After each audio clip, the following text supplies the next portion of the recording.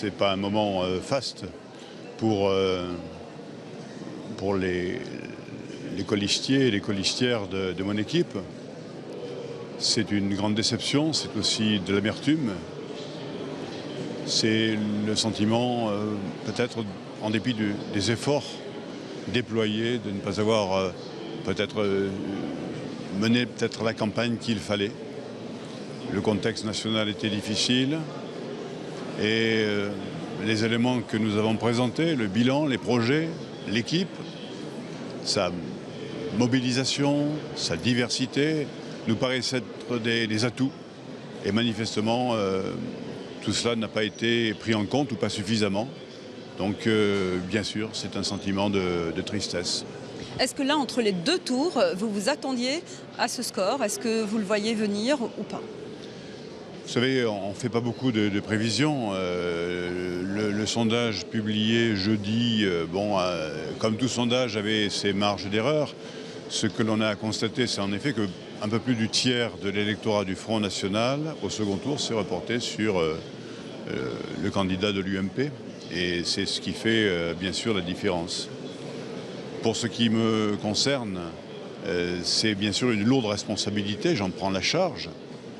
Mais ce que je tiens à dire, à rappeler, c'est que la mairie n'est pas ma chose, pas plus qu'elle est la chose de mes colistiers ou colistières. Nous avons, je crois, beaucoup servi cette ville. Cette mairie, c'était la mairie de tous les citoyens.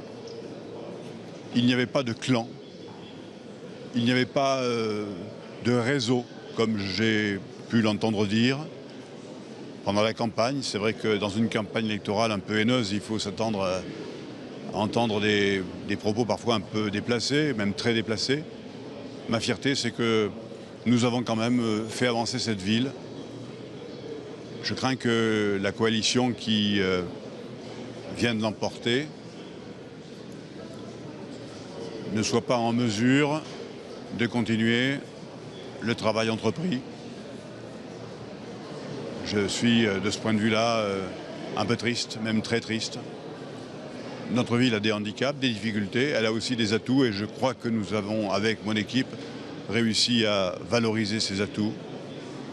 C'est donc avec tristesse que nous allons bien sûr assister à une autre phase dans la vie de cette ville. On vous sent très ému. Oui, bien sûr, et qui ne le serait pas. Je suis ému, mais je suis aussi quand même, me semble-t-il, assez lucide. Je ne veux pas donner le sentiment de reporter sur un tel ou une telle ou sur telle ou telle circonstance les raisons de cet échec. Je dois l'assumer, je le ferai, mais en disant aussi ma part de vérité. Qu'est-ce qui a péché dans cette campagne, à votre avis? C'est trop tôt, et puis c'est pas ce soir que je vais analyser en détail tous les résultats. Il y a eu sans aucun doute une insuffisance dans cette campagne.